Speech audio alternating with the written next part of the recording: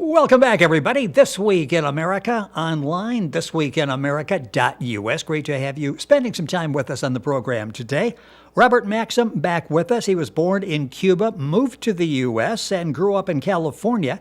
After studying music, science, and religion, he devoted his life to write about his sleep time visits to other worlds and alien craft encounters, highlighting life's true virtues and purpose. In 2014, he published the first in a series of 5 legacy episodes, The Search for Love, followed by The Unholy Menace.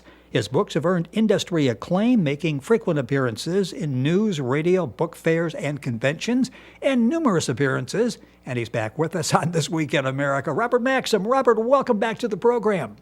Thank you for having me on the show, Rick. It is always fun having you on the program, and you really poke and prod the audience here. We asked them to participate and send us some questions, and they have done that. We've got a bunch for this one, and they're all over the place in terms of questions. In fact, we've got literally dozens of questions that were backed up here. And if during the course of the program there's something that you would like to talk about, something you would like Robert to talk about, a question, get a hold of us by either going to either one of the websites, thisweekinamerica.us or rgaten.com, and I'll give you those throughout the program. Robert, are you ready?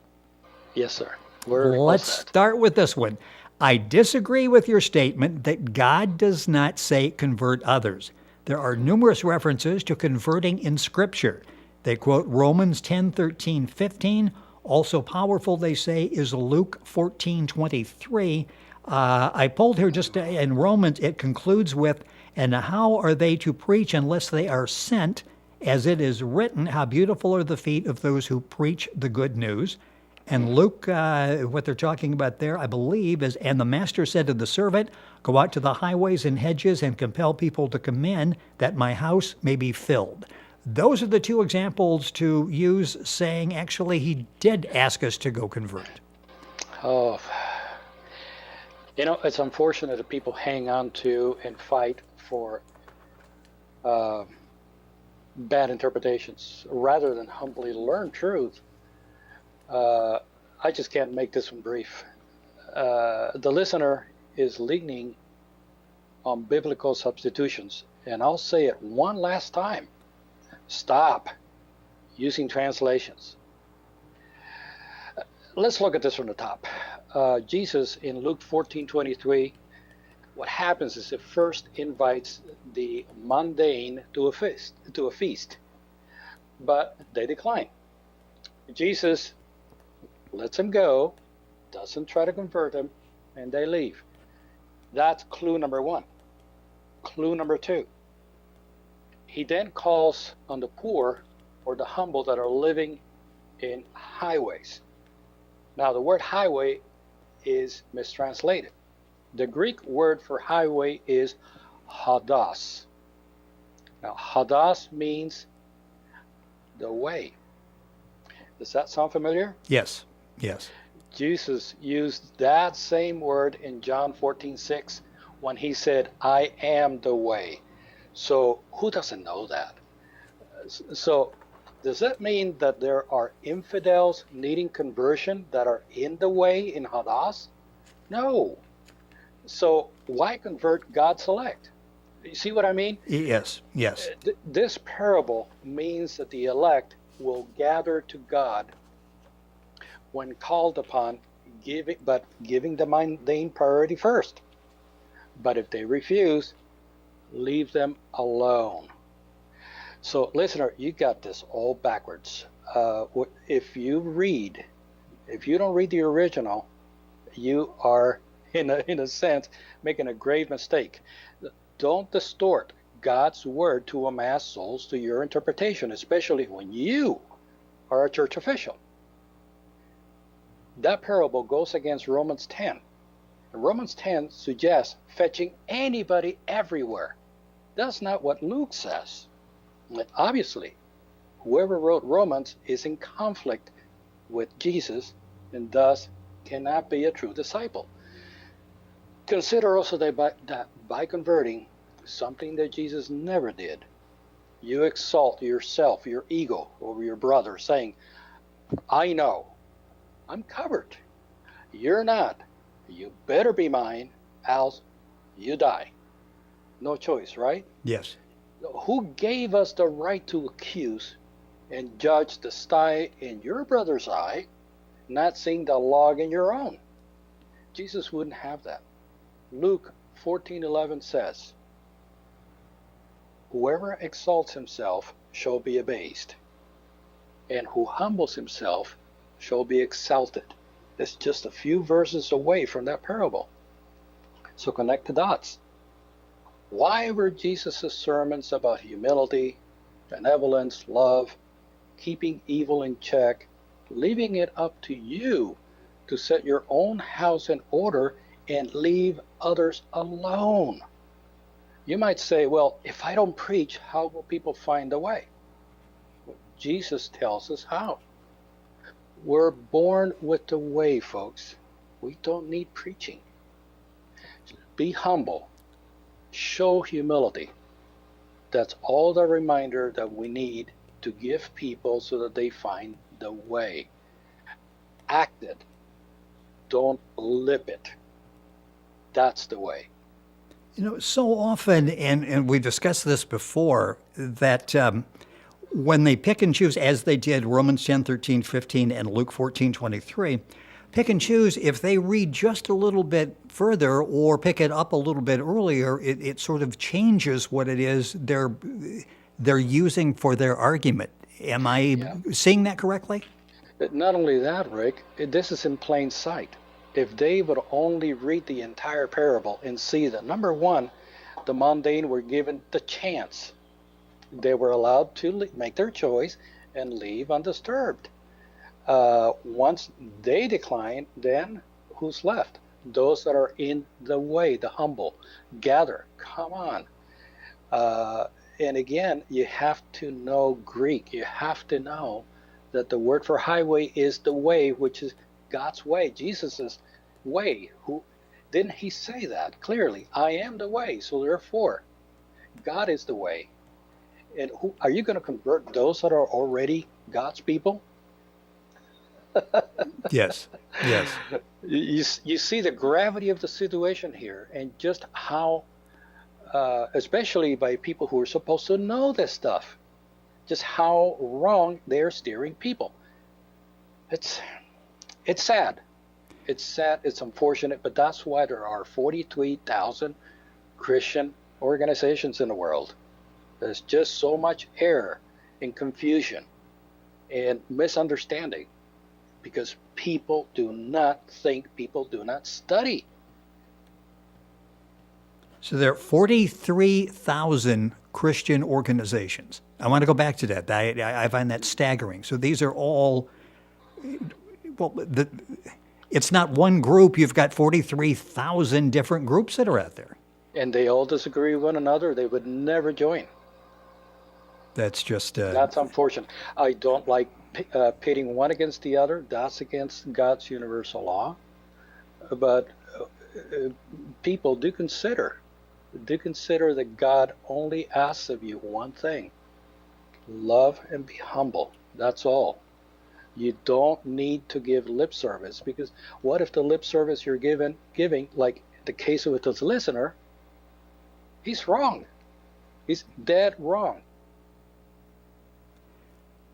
Robert Maxxim, our guest in the program. The website is rgaetan, GAETAN.com. Comments, questions for future programs. You can also do it by going to our website, thisweekinamerica.us. We've touched on this topic a number of times. Are you thinking you're maybe making a little headway out there and getting people to slow down, put on the brakes, and take a more thoughtful look at this?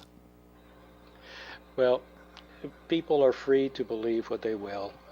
And I always say, don't believe what I say.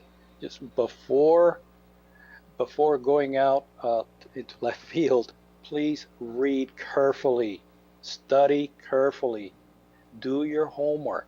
Don't just blare it out thinking that you got it. This is dangerous. Imagine the harm that you're causing God's people with what you're saying. Be very careful here. It's not only other people's lives at risk by what you're saying, you bear the weight. You bear the consequences of leading people wrong. Yeah, You there are have any serious idea what that consequences. means? Yeah, there are Yes. ramifications here, serious ramifications when you do that incorrectly. So I hope we've addressed that, and you've done that several times, and hopefully at this point they're listening and understanding. Why are people misled? Is it intentional, or is it just a lack of understanding from the person doing the teaching? Narrows down to one thing, Rick. As much as this will disturb people when they hear it, it is what it is. It's called ego. Yep, yep. I knew you were coming back there. Ego. This is not somebody trying to save others. This is somebody trying to show I know stuff. No, you don't. Just because you read it on this translated manuscript, that doesn't make you an authority. And a lot of people go out there supposedly preaching the word. My goodness, uh, I listen to them, and I don't say anything unless they ask me questions. But I am literally crying inside. I am really suffering inside by hearing all of the misconceptions and all of the errors, all of the misconceptions that they have. It's really saddening. And I just have to keep my mouth shut because I can't interfere. But only when they ask a question can I answer. And do they accept the answer? No, no, because their ego is hurt. How can I be wrong? How can 3, 4 billion people be wrong? Well, surprise. It's not that they're wrong, it's that they are one step behind because of the information that they have been given and how it has been given to them. I'm not saying that it's enough to make for a positive life.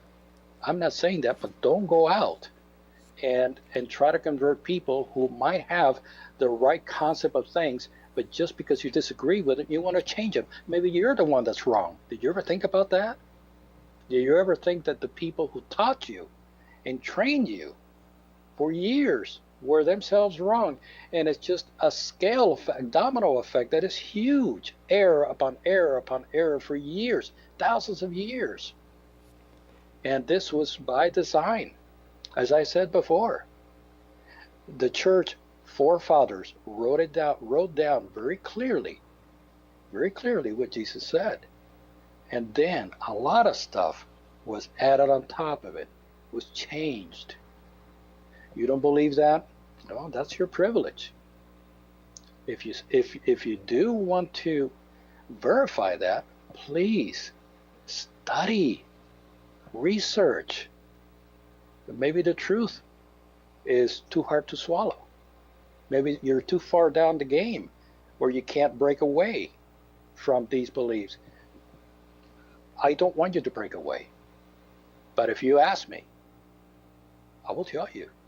Well, that listener did ask, and you told them, and we'll move on here in a second. But that's interesting. Again, we've addressed this before. Hopefully, that will answer the question, and maybe others who are listening or watching the program have had a similar question, just not expressed it because of teachings that they have had, and hopefully that will.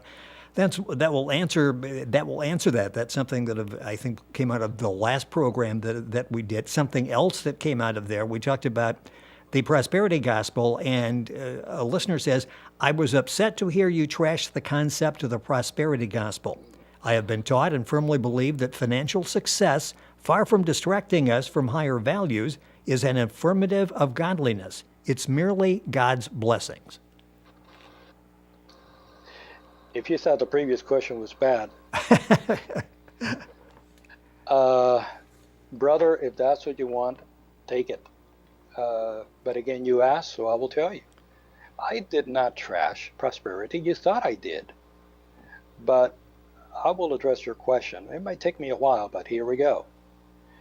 Look, higher values, according to Jesus, is the art of giving. It's not taking. Yours is not an affirmation of godliness. Far from it. You made that up, not Jesus. This is not an affirmation of godliness, but selfishness. Jesus told that young rich man asking how to get to heaven, he told him to sell everything, give it to the poor, and follow him there. Are you telling me that Jesus was wrong? Jesus asked us to care for the poor and make them prosperous, not ourselves. Prosperity is a selfish substitute belief. It's an excuse to get rich off the back of others. It's the brainchild of the Industrial Revolution that considers poverty and sickness a curse from broken faith. That's false. Jesus saw it not as broken faith, but broken responsibility by the rich. And he said that countless times. So much for being our brother's keeper then. Didn't Job suffer poverty and sickness? Not from broken faith, but evil responsibility. Look how his friends treated him. That should be your answer, so people think. Let's take you to 1 Timothy 6, verse 9. Those wanting to get rich fall into temptation, fall into traps, and foolish, harmful desires that plunge people into destruction and ruin. Love of money is the root of all evil. Flee from all of this. Pursue righteousness, faith, and love. Do you want it any clearer? That pretty well spells it out, yes. You know, Jesus slammed the rich 18 times. I counted it last week. Matter of fact, the Sanhedrin killed him for it. And he said, don't store treasures on earth, but in heaven. For where your treasure is, your heart is there also. You can't serve two masters, God and dollar. It's easier for a camel to go through the eye of a needle than a rich man to enter heaven. The poor widow, the rich young man who was to give his goods to the poor, not the church. Do you need more proof? From an economic point of view, the more you make, the less is left for others. Greed makes this world what it is. It's clear. Financial success for the few, chaotic hell for a majority, living one day at a time to no fault of theirs.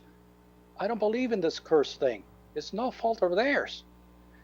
There just isn't enough money, Rick, to go around for everyone to succeed because we have top hoarders. That's basic economics. Yes. Someone has to pay the price for greed. By design, that's most of us down here. That's why this world bears such anger and crime and drug addiction and all the negativity is going around, just like Timothy said, because of financial abuse. Blessed are the poor, the meek, the merciful, the sincere, that hunger for virtue. It can't be any clearer than that. Oral Roberts kick-started prosperity back in the 40s by combining revival, faith healing, charisma. Everything is beautiful, and reciprocity based on pistis. Pistis is the false Greek faith doctrine. It offers some of the most twisted, worst translated Christ opposing theology ever, misinterpreting the buried talents parable in Malachi's personal pay for blessings verse. Completely misunderstood. Its ministers are the highest paid in the industry, people, and they're liable to no one, much less to God, embezzling billions from victims. In other words, it's kind of like a religious mafia. It's the epitome of ego. You got people like Robert Tilton, Tommy Osborne, Joel Osteen, Creflo Dollar, Kenneth Copeland, Reverend Ike. If there were ever thieves on earth, I would put these people at the top of the list. Now, tell you what, let's look at the other side of the coin here. Let's look at prosperity, what it really does. Let's walk through low-income hoods, projects. Take a look at what your prosperity did. Walk through hospitals. You will not find a single gospel healer healing people there, or prosperity donors, unless they're dying and neither wealth or faith can save them. How about walk to food camps? Are you to be found serving soup? Come on. Of course not. Jesus was dirt poor. He didn't have a place to rest his head, but would give the coat off his back for you.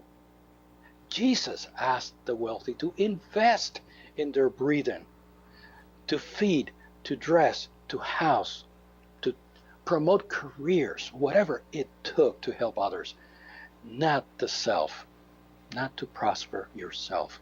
In other words, practice true love, sacrifice, and humility, not lip service. At times I feel like giving up on this world, Rick, because I just feel that it's not worth the trouble. People use God to benefit themselves, not others. Everything down here is me, me, me, me, me, and it's tiring. If you want to make yourself rich instead of others, be my guest, but don't sell it in the name of Jesus, because it's not. A passionate response to that question. If you were listening, watching, and have a question, we're getting into many other areas in what's left of the program today. Feel free to contact us. Robert's website is argaetan, GAETAN.com. Thisweekinamerica.us. There's a viewer's comment section there, and you can just put in your question, and then I will pass those along to Robert, and we will take those on future programs. Let's take a deep breath here. You want to shift gears a little bit and talk about something maybe a little bit lighter, a little bit less threatening than what we just talked about for those last couple of questions. Listener wants to know, was Atlantis the perfect society? And as I think back and look at the pictures on your website, argaetan.com, I'm looking at that, and after that question, I'm wondering the same thing. It looks like that very well could fall into that category. Was it the perfect society, or close? Not entirely. Not entirely. Atlantis was set up to be a healing ward, a spiritual healing ward for this planet. But there, just as you can see here on this show, there are people who seek humility, and there's others that seek selfishness. And they think that selfishness is perfectly okay. So you have those that are humble and those that are selfless. Well, others the opposite. There was always this struggle to rule the humble. That's what destroyed Atlantis, and that's what's destroying us today. History repeats itself. Could it be, Rick, that the same people keep coming back and doing it again and again? Yes, it is. Read all about it in Legacy. And Legacy is available. Check it out at, of course, Amazon.com, and you can check it out, the link, by going to Robert's website, rgaetan.com, and you can log on directly by going to our website, thisweekinamerica.us. A series of questions with Atlantis as the theme. That first one was at the perfect society. Let me sort of take these in order, and you've touched on one of them, one of the questions here. I've read some writers who believe Atlantis to be real, others who insist it's fictional or metaphysical myth. Could it be a myth? Well, I've vetted 40 historical records on Atlantis, all the way from India to America, in both directions. And these date back thousands of years. They're on my website under Evidence Atlantis and also in Legacy. So it's definitely not a myth. Plato was not the only individual who wrote about it. And that ties in with another question. Plato's account of Atlantis, fictional, true, or blend of truth and fiction? Plato, he wrote what others like Solon and Hesiod found in Egypt, passing the story on. So Plato did not have a direct, shall we say, contact with the information. He was secondhand. But he was also sensitive, which validated and expounded on these events before writing them. There are also older documents that corroborate Atlantis, even give its location, that are way older, including stories from India and America, like I mentioned. You have, for example, the Book of the Dead, you have Hesiod, you have several Mayan books. Uh, Now, those books were found more recently, but they're ancient. So, all the way from Argentina, all the way up to Alaska, uh, uh, Asia, even Africa. There's a lot of proof about Atlantis out there, and it's unfortunately it's not brought out for some reason. You know, you mentioned, and I got a follow-up question on that here, but you mentioned legacy, and legacy is how we started 3 years ago. I was intrigued by the series, got in touch with you, and we've been doing programs ever since then. I think it's been about a 3-month window when we actually started this. Legacy, it's not, it's a, how do I describe it? It's a science fiction story based on the truth, which is probably contradictory, but that's how I will describe it. And then it's got a lot of great fact in there, but it's not like you're reading a reference book of any kind, is it? It's told in great story form, the story being you. It is, and I could have written a book of facts, but it would have been very difficult for individuals to really absorb the culture. When you live life through these characters in Legacy, you're absorbing, you're understanding, you're reliving, remembering that culture. Yes. And that's what Legacy was meant to do. And when you read it, then you begin to remember. So stories like Plato's or like Hesiod, that's what they're missing. And they're describing the city, they're describing the landmass, but they're not describing how people lived, how they thought, their language, their beliefs. That is missing, and that's what needs to be brought out. There's a relatability as you're reading it that you don't get if you're reading just a dry a textbook, a reference book. And it's the Legacy series information at Robert's website. And again, you can link on directly by going to our website, thisweekinamerica.us. You mentioned the destruction of Atlantis. One writer, listener writes in, how was Atlantis destroyed? I believe from my religion class in high school, it was destroyed by pagans. Was it the abuse of psychic and supernatural powers or floods and volcanic eruptions? Yes and no. There was an outcast group called the Sons of Belial. It was a decadent priesthood that eventually took over and cast spiritual progressive values into the dirt. They didn't know how to work the power towers, and they were about to destroy the planet. And a few scientists who escaped Atlantis came back to save it. I was one of them. And we thought we fixed it, but not really. The priesthood scientists, what they did is they caused magma plumes to rise beneath Atlantis. In Legacy, I explained how these towers worked and how they managed mantle plumes and what have you to store energy. So we tried to push that plume back, and we did. But that created a massive hole in the crust beneath the towers and where the magma was. So what happens when you leave a hole behind? Yes. The land caved in. At least the planet didn't explode, but Atlantis did. The priesthood abused the towers. They put shields around Atlantis. They put subliminal messages into the magnetic field. They caused storms and earthquakes everywhere on the planet they chose.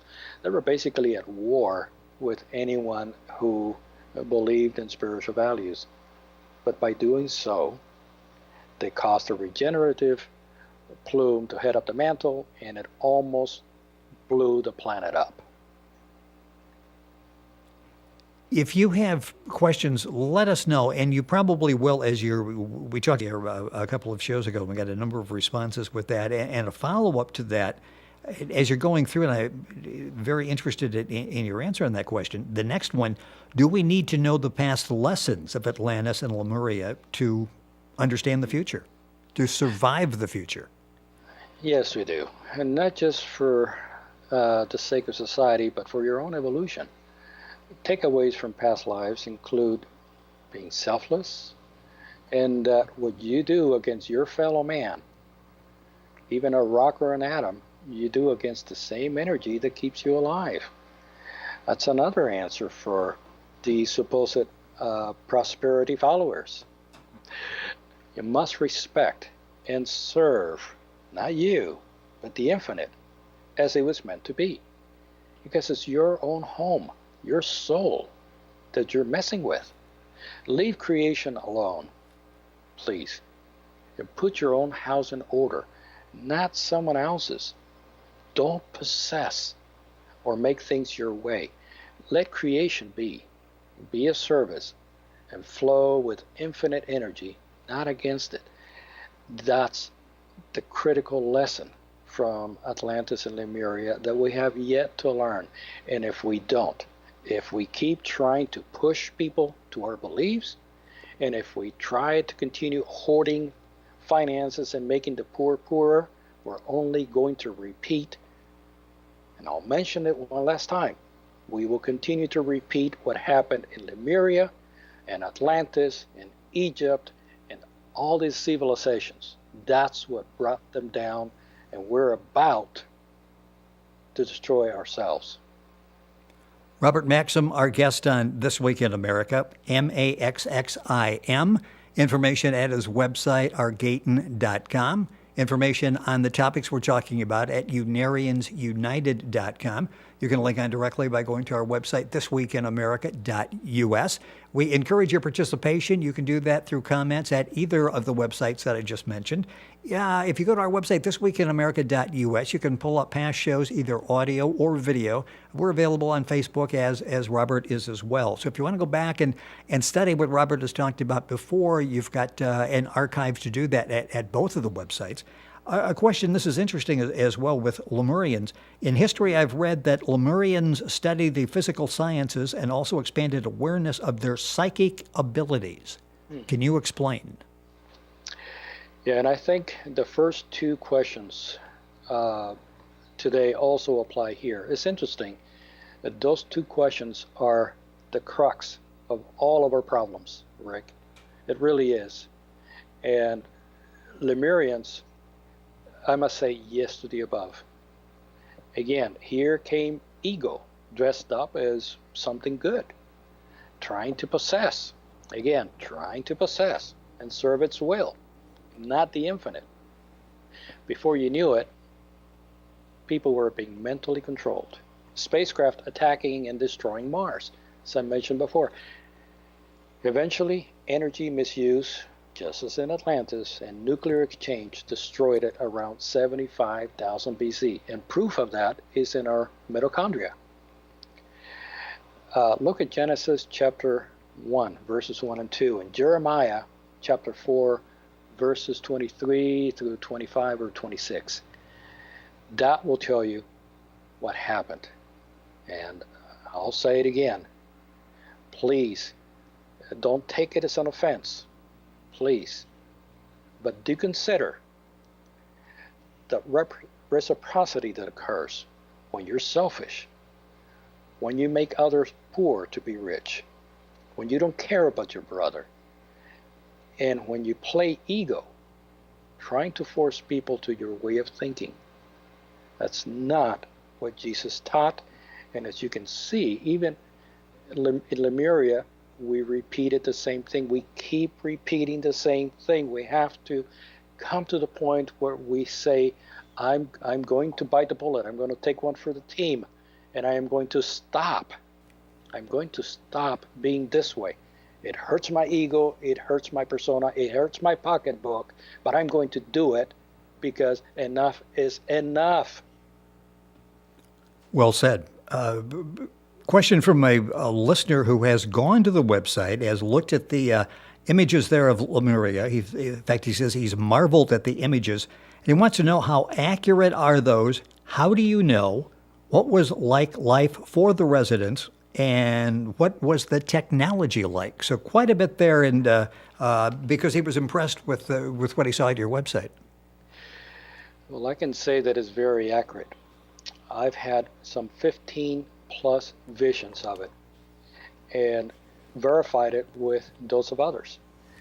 And there are many more I haven't published yet, but episode 3 and 4 will provide all of those details. They're coming, not yet. In short, Lemurians could read and manufacture thoughts. They could change your body at will. And their weapons of mass destruction were far beyond our imagination. Proof is what they did to Mars. Just take a look at Mars today. We did that. Watch episode 4 video for hints. Episode 4 displays what happened.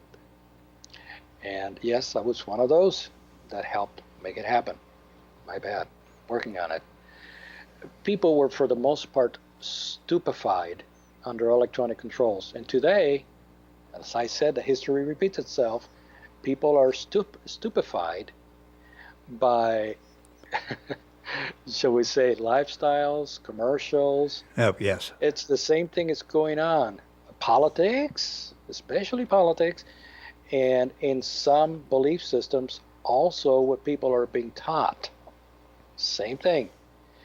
In legacy, I provide evidence found nowhere else. Proof of Lemuria is, for the most part, scarce. It's hard to find, and at times, it's compromised by intermixed events.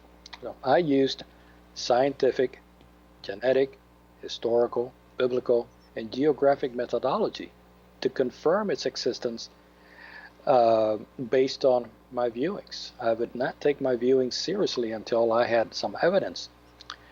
But to be honest, there isn't that whole lot. You really have to dig deep to find it. And you'll find the information, the evidence at Robert's website. And again, you can link on directly by going to our website as well, thisweekinamerica.us. Time going by way too quickly, moving through a lot of topics and a lot on Atlantis and Lemuria that we had just talked about. Several that I think we'll have time to get to on this program. Then we'll do follow up with the remaining questions and any new questions that come in. During my near-death experience, I felt like my problems were gone. The weight of the world lifted. I did not see a white light or angels. It was like I was looking down on clouds. Was this a true experience or was it a dream? I'll bet it was true. What basically happened is that the listener unhitched his caboose, his lower self, and that feels great. I mean, no worries, no fears. Feel great. Better than falling in love, I can tell you that. That's why we have to come down here so many times to tame and clean up this lower self until the day it doesn't weigh you down. Then you'll feel great all the time. It's not hard to do. Just be super sincere with yourself and devote it to humility.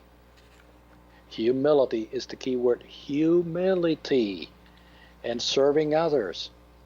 If you can't tame that lower self, it's because you don't want to. When I hear of near-death experiences, I think of a white light, the listener asked, a tunnel, even angels. Is that what death is like? Pretty much. I've seen it, but it goes on from there, passing into celestial worlds that are just magnificent, with beauty beyond imagination. It's not pearly gates with clouds. It doesn't have a check-in desk, yes, a concierge and hearts. No, it doesn't have that. Check out the Venus video on my website. That will give you some idea of what's beyond that tunnel.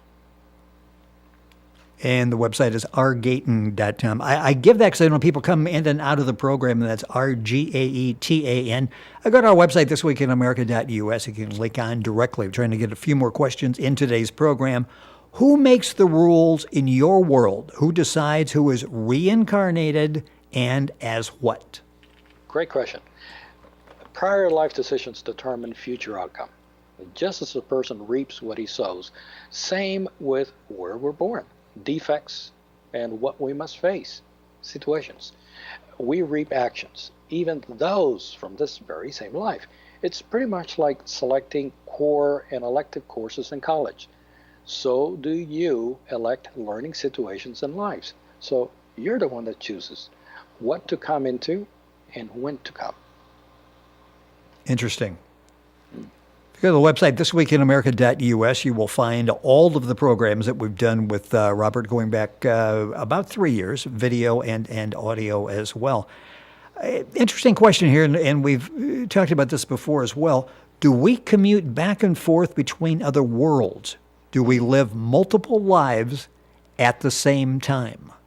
Yes and yes. And not just physically, Ooh, but interesting. in other dimensions, including spiritual planes. I have seen myself in double lives at the same time. And I do know that there are thousands of consciousness levels of myself that are experiencing at the same time within the same soul. It's hard to explain. But actually, I'll give you an example. Let's say you're walking down the park, you're nice and calm, and all of a sudden somebody says something derogatory to you, and you become angry. You become a different person, don't you? Yes. Okay? That person was there all the time. Somebody says something very loving to you, and your consciousness changes. You become humble. You become pliant. That's you. It was there all along. So you have different stages of emotions and consciousness all the way up to your higher self, thousands of them. So yes, you live in other dimensions at the same time you're living here, and when you're here, you could be experiencing two lives. It's not unusual. Fascinating. I'm still trying to absorb that, the answers to that. That is interesting, and hopefully we'll get some follow-up questions on that for future programs. Is deja vu actually visions from a past life? They can be, but so are premonitions. So for the most part, deja vu can be a memory, either from this life or from a past life. Premonitions can also be from a spiritual essence, or it can be also a sort of deja vu. So yes. Interesting. We've had questions like that before, and it's always fascinating. As you get people go back and they examine their lives and they see something that may be on a higher level than what we think it is. We think of deja vu as just a feeling. There may be something more there, more significant there. Make this probably the final question, and this may take a little while. What is the relationship between karma and reincarnation? Karma is a state of being, accountability, while reincarnation is a process. So in reincarnation, you're dealing with karma situations you set up to solve. So they are, in a way, they're two separate things. It's interesting. When people mention karma, is that concept valid? Yes, it's very valid. However you take karma, it's valid. Karma is a set of responsibilities, accountabilities that you have to face. Some are good, some are not so good. So they're all encapsulated into a reincarnation process. Now, most of us will go through the karma process completely ignoring it and doing nothing about it. The key to karma, I'll say it again, this is the theme of this entire discussion. And Rick, I think from this point forward, I will let listeners deal with their own beliefs. But there's only one belief that we should understand, and that is we have to be humble, and we have to be responsible for our thoughts and actions. Nothing else matters. So if we take care of ourselves, we'll be okay. Love yourself as you would love others. It's out there in plain sight. Keep that in mind. It's not about hoarding. It's not about being prosperous.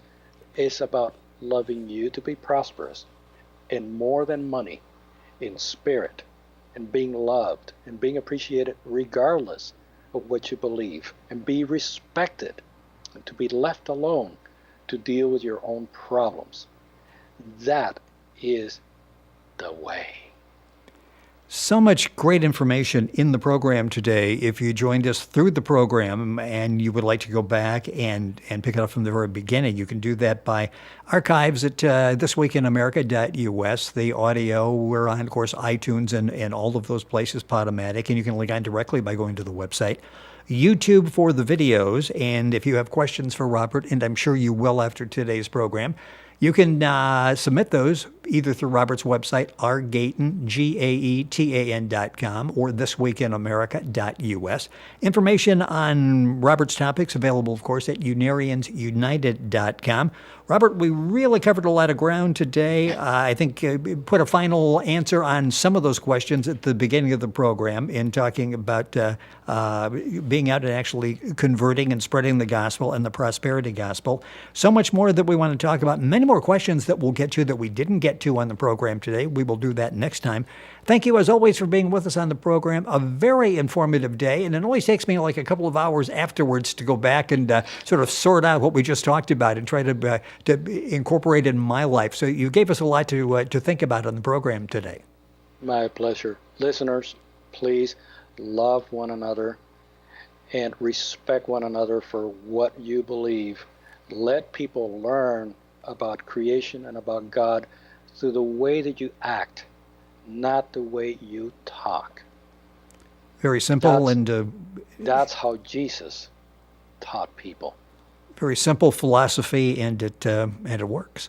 Again, you're listening to This Week in America. Information on Robert Maxxim and the Legacy series at our website, thisweekinamerica.us, and Robert's website, which is rgaetan, rgaetan.com, talking about the Legacy series. You're listening to This Week in America, and we are back on today's program right after these messages.